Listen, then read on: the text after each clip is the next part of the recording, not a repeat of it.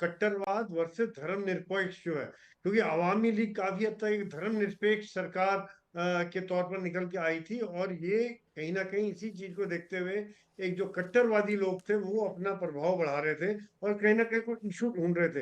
ये अभी खबर पूरी नहीं है, लेकिन जिस प्रकार से जो सेना के चीफ हैं, जब उनके निकलने के बाद जो उन्होंने उनका बयान आया है, जो एड्रेस आया है, मेरे हिसाब से बड़ा मेच्योर एड्रेस है कि उन्होंने कहा है कि अभी हम इंटरिम सरकार बनाने की बातचीत कर रहे हैं, और इंटरिम सरकार में जो नाम निकल के आ रहे हैं वो काफी न्यूट्रल टाइप नाम है, नॉन पॉलिटिकल नाम है।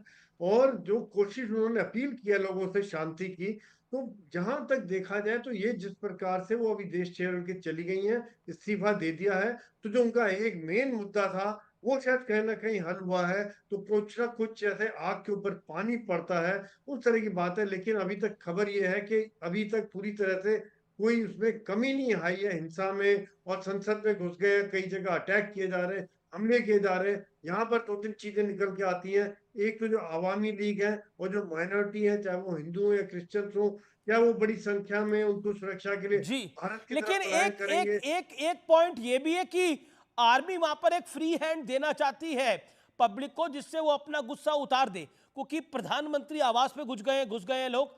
अगर हम देखें तो शेख हसीना के घर में लोग घुस गए हैं, वहां पर गृह मंत्री का घर अटैक कर दिया गया है, यानी आर्मी भी फ्री हैंड देना चाहती है। देखिए, जहां पर जो सिचुएशन ऐसी लग रही है, मुझे लग रहा है कि वो आर्मी के काबू में ही नहीं है, कि इतने लाखों लोग जब आ गए हैं तो एक बड़ी धर्म असमंजस वाली बात आ जाती है कि क्या करें ऐसे में। अगर वो गोलियां चलाते हैं तो काफी बड़ी संख्या में कैजुअलिटी होते हैं, जो फिर एक बड़ा इशू बन जाते हैं। जैसे 300 लोग मारे गए, तो ये एक बड़ा इशू था जी जिसके जी, लिए लॉन्ग मार्च किया गया। दूसरी बात यह है कि यहाँ पर एक इंटेलिजेंस फेलियर बड़ी नजर खबर आता आ है। रही है, और बड़ी खबर आ रही है बांग्लादेश में वहां के गृह मंत्री के घर पे अटैक हो गया है।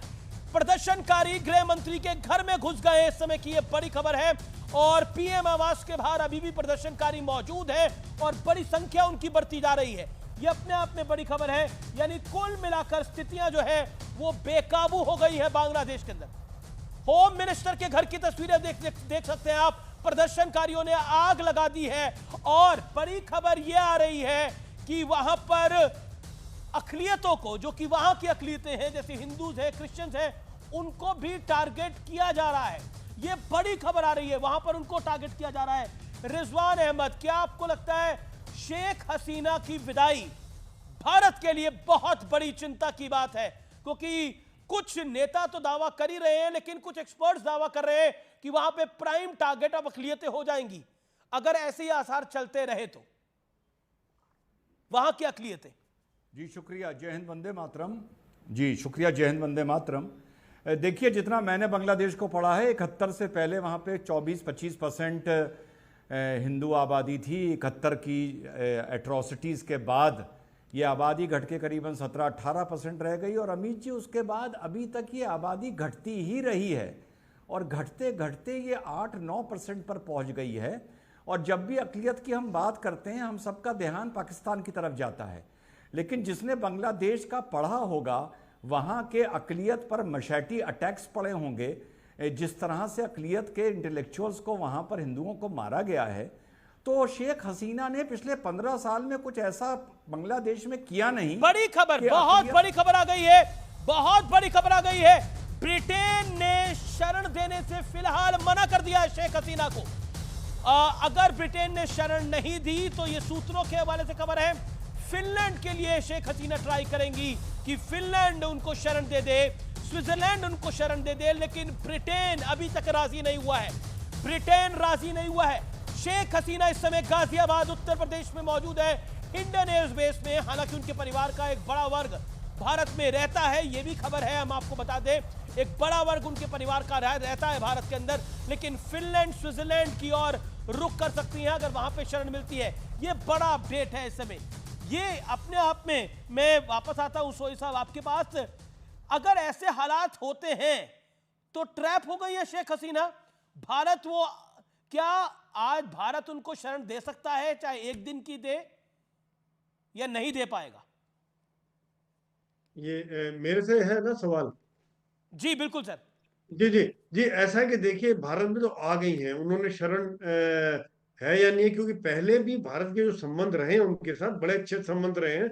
और भारत ने जब ये झगड़े चल रहे थे, जब ये आंदोलन चल रहा था, तो भारत ने एक तरह से अपना निष्पक्ष नहीं रोल रखा था कि हम मेजर जनरल संजय सोई, मेरा आपसे प्रश्न ये है सर कि क्या ऐसी कंडीशन में वो भारत में 2 रातें 3 रातें बिता सकती हैं, 2-3 दिन बिता सकती हैं, या उनको आज मूव करना पड़ेगा? मेरा सवाल ये है। नहीं, ऐसा नहीं। जिस प्रकार से भारत के संबंध बिल्कुल बिताएंगी, अगर कोई ऐसी बात होती है, जब तक कहीं ना कहीं आगे उनको रास्ता नहीं मिलता है, तो यहाँ पर उन्हें सुरक्षित आवास दिया जाएगा, जहां तक मेरा ख्याल है, और उनको रखा जाएगा, सुरक्षित रखा जाएगा।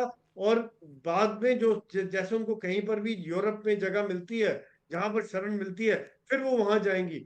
अगर, क्योंकि इस समय में जो देखिए सेना के जो प्रमुख हैं, उन्होंने इनको जहाज दिया निकलने के लिए, एक सेफ पैसेज दिया गया है। और भारत में अगर आई है तो क्योंकि भारत नियरेस्ट देश था, सबसे पास वाला देश था, जहां पे शरण ली इन्होंने, और जहां पर इनको भरोसा था कि इनके साथ ये सुरक्षित रहेंगी। और एक हमारे संबंध भी बांग्लादेश नहीं के नहीं, साथ इसमें है कोई ये वहाँ। कॉन्टिन्यूटी के संबंध है, इसमें कोई दो राय नहीं है।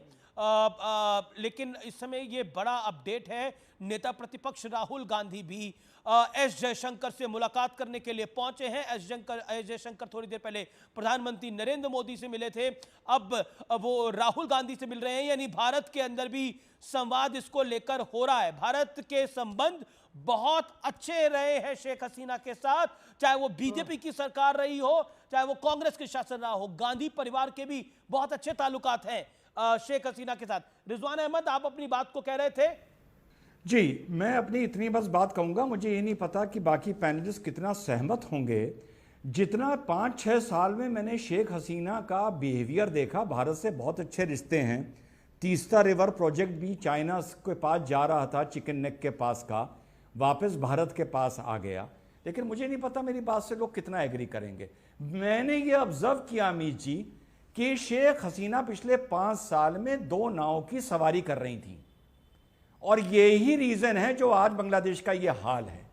कभी वो भारत से कह रही थी कि भारत भी BRI का मेंबर बन जाए, अगर आप पिछले डॉक्यूमेंट्स उठा के देखिए, वो भारत को एडवाइस कर रही थी कि भारत को परेशान होने की जरूरत नहीं है, भारत चाइना पे भरोसा करे।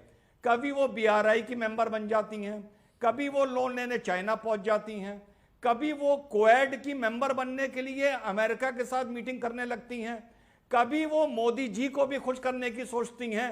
तो मुझे ये लगता है कि बांग्लादेश अपनी स्ट्रैटेजिक लोकेशन की वजह से और चाइना के इन्वेस्टमेंट्स की वजह से मेरे हिसाब से अपनी फॉरेन पॉलिसी में थोड़ा ओवर स्मार्ट बिहेव कर रहा था, जितना मैं 5 साल में बांग्लादेश को बिहेव करते हुए देख रहा था। की वजह से उनका डिबैकल नहीं हुआ है, ये डिबैकल हुआ है कि जो हाई कोर्ट ने निर्णय लिया। लेकिन आज सवाल ये नहीं होता है कि हाई कोर्ट ने निर्णय लिया, उसके बाद ऑपोजिशन पार्टीज ने चढ़ाई कर दी एक तरह से। लेकिन बड़ी खबर, बीजेपी नेता शुवेंदु अधिकारी का बहुत बड़ा बयान, बांग्लादेश में अब हिंदू खतरे में आ गए हैं। ये कहा है 1 करोड़ हिंदू आने को तैयार है, 1 करोड़ हिंदू आने को तैयार है। शुवेंदु अधिकारी का यह बहुत बड़ा स्टेटमेंट है। गवर्नर को तत्काल प्रभाव से बात करनी चाहिए, सेंटर से, यह कहा है शुवेंदु अधिकारी। भारतीय जनता पार्टी के बड़े नेता है, लीडर ऑफ ऑपोजिशन है। पश्चिम बंगाल के 1 करोड़ हिंदू इस समय दरकार लगा के खड़ा हुआ है लाइन से कि वो भारत आ सके।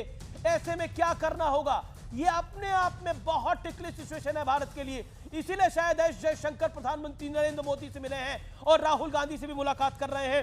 ये बहुत बड़ी खबर है।